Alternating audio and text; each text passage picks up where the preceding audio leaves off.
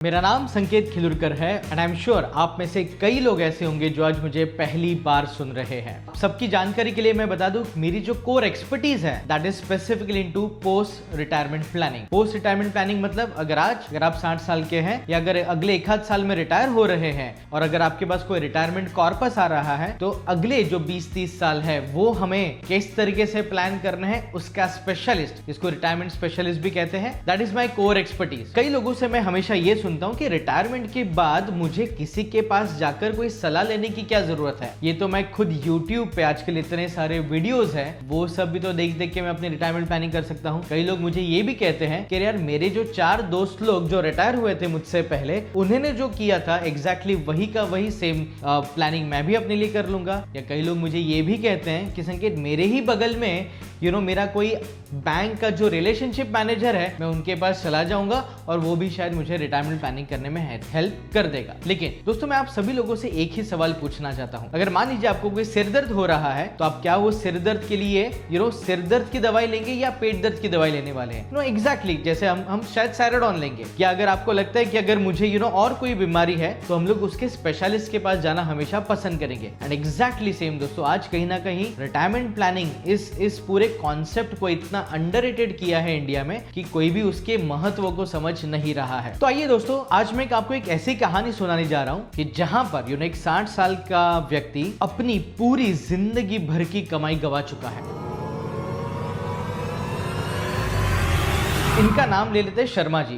Late us call him Sharma ji. इन शर्मा जी की 3 बेटियां थी। शायद वो 2 साल पहले रिटायर हुए थे और उन्होंने अपना पूरा का पूरा जो प्रोविडेंट फंड है वो उन्होंने वहीं पर रखा था, उन्होंने विड्रॉ नहीं किया था, ये सोच के कि मेरी जो 3 बेटियां हैं अगर 1-8 करोड़ के आसपास भी अगर उनका प्रोविडेंट फंड है तो 30-30 लाख रुपए करके वो अपने बच्चों की शादी में खर्च करना चाह रहे थे। जो कुछ भी उन्होंने 1-2 साल में जो छोटा मोटा इन्वेस्टमेंट करना था वो सब किया। लेकिन उन्हें क्या लगा पता है दोस्तों कि शायद 1-8 करोड़ में जब मैं अपने बच्चों की शादी करूंगा तो उनके पास उनके रिटायरमेंट के लिए कोई पैसा नहीं बचेगा। और कहीं ना कहीं उस चिंता के वजह से या उस लालच की वजह से वो किसी एक ऑनलाइन स्कैम के संपर्क में आए। उस ऑनलाइन स्कैम में कई बड़े बड़े अच्छे मंत्रियों के फोटोज लगे हुए थे, जहां पर आजकल एआई से आजकल जितनी भी चीजें मॉर्फ हो रही है वो सब मॉर्फिंग करके वहां पे ऐसा दिखाया गया कि ये एक्चुअली एक गवर्नमेंट स्कीम है। और कहीं ना कहीं उन्हें भरोसा दिलाया गया कि आपका पैसा यहाँ पर एक्सट्रीमली सेफ है। और फिर उन्होंने क्या किया कि उनको ये लगा कि अब ये पैसा धीरे धीरे पार्क करके जो 1-8 करोड़ उनके प्रोविडेंट फंड में 7-8% पे ग्रो हो रहा था, उनको ये लग रहा था कि यहाँ पे 18-20% से ग्रो करेगा तो शायद मैं अपने बच्चों की शादी करने के बावजूद 1-8 करोड़ कमा भी लूंगा। और इसी लालच के वजह से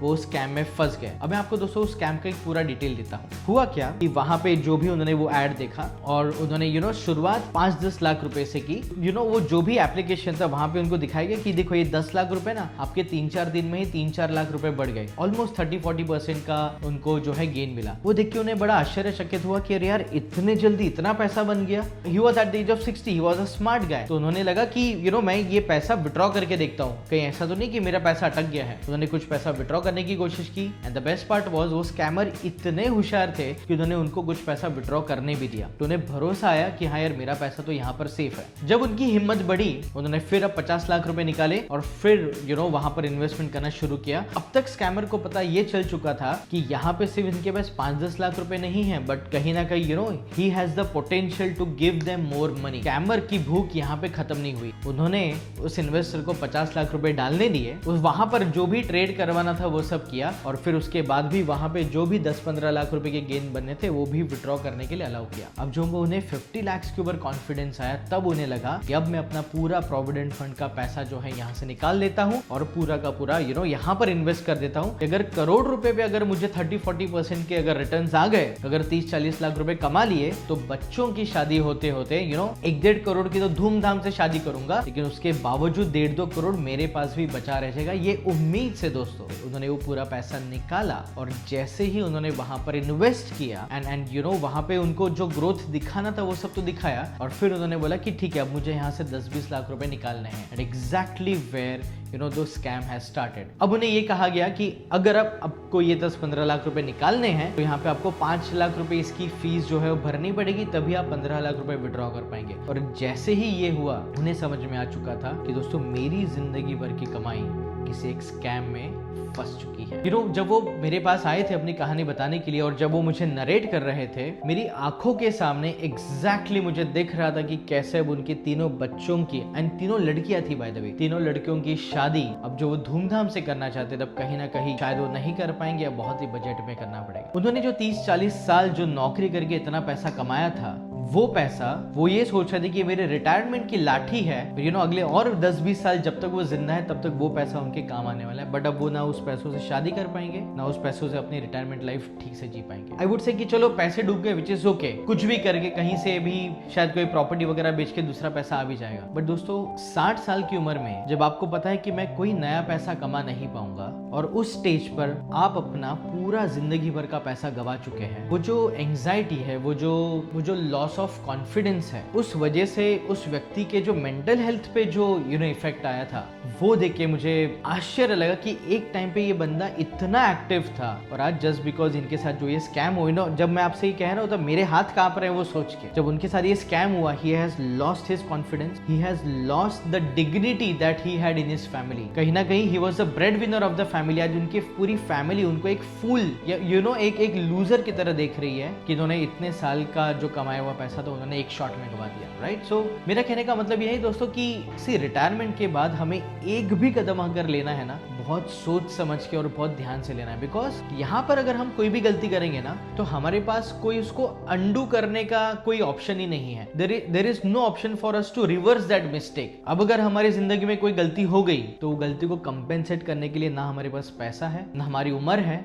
और ना हमारे पास टाइम है। And it is very very important. अगर इस स्टेज पे दोस्तों आप खुद सोचिए कि अगर इनकी लाइफ में कोई एडवाइजर होता, कोई एक मेंटोर होता, जहां पे उन्हें ये लगता कि हाँ यार मैं कुछ ऐसा करने जा रहा हूं, और अगर सिर्फ उन्होंने अपने मेंटोर के साथ में एक बार शेयर कर दिया कि this is something that I am trying to do, वो मेंटोर 1 मिनट में, ये स्टोरी सुनते ही वो 1 मिनट में उसको समझ में आ जाता कि ये कुछ तो स्कैम है, और उन्होंने इस चीज के लिए उनको रोका होता, उन्हें उस चीज के लिए उसको एटलीस्ट आगाह किया होता कि हम ये गलत डायरेक्शन में जा रहे हैं। But because he had absolutely nobody to talk to, he had absolutely nobody to go and discuss things, उनको ये लगा कि मैं अपनी रिटायरमेंट प्लानिंग कुछ इस तरीके से सुधार लेता हूँ कि जहाँ पे ओवरनाइट पैसा बन जाएगा, और वो ओवरनाइट पैसे के वजह से he lost his entire retirement corpus, right? और मैं चाहता हूँ कि आप में से और हम में से कोई भी लोगों के ऊपर ये परिस्थिति कभी भी जिंदगी में नहीं आनी चाहिए।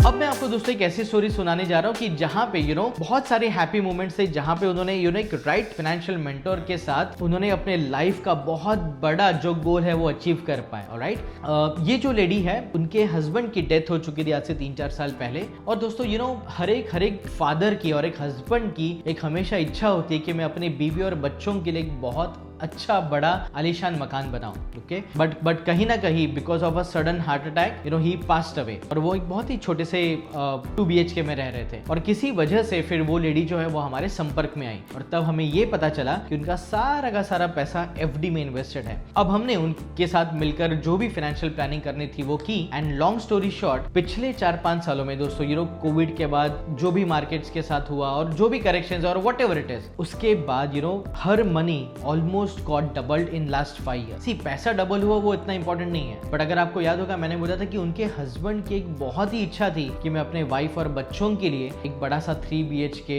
मकान बनाना चाहता हूँ, और वो इच्छा कहीं ना कहीं वो वाइफ के दिमाग में बैठ चुकी थी कि मेरे हस्बैंड को मेरे लिए करना था, वो कर नहीं पाए। विद दैट मनी दोस्तों, with that money today I am proud to say she sold off her old house. जो भी उनका इन्वेस्टमेंट या राइट एसेट एलोकेशन की वजह से जो भी वो लोग मार्केट्स के थ्रू या म्यूचुअल फंड्स के थ्रू जो कमा पाए, उन पैसों से आज उन्होंने एक आलीशान 3 BHK खरीदा, ऑलमोस्ट 30-35 लाख का वहां पे फर्नीचर करवाया। सिर्फ यही सोचिए कि कहीं ना कहीं मेरे हस्बैंड की इच्छा थी और वो इच्छा को वो पूरा कर रही है, और अपने दोनों बच्चों को US पढ़ाई के लिए भी भेजा। और आज उसके बावजूद उनके पास जो भी बचा कुचा पैसा है, उस पैसों से, by the way she is an athlete, okay, she is a very good runner, और वो इंडिया के लिए कई बार गोल्ड मेडल भी जीत चुकी है। उस अब जो भी पैसों से वो अपने हेल्थ के ऊपर ध्यान रखती है, वो अपने स्पोर्ट्स पे खर्चा करती है, आलीशान इंसान घर में वो बहुत ही आराम से और बहुत ही कॉन्फिडेंस के साथ में रह रही है, बट यहाँ पे ये जो कॉन्फिडेंस या ये जो भी अचीवमेंट वो इसलिए बस कर पाई क्योंकि उनके लाइफ में कोई एक फाइनेंशियल मेंटर था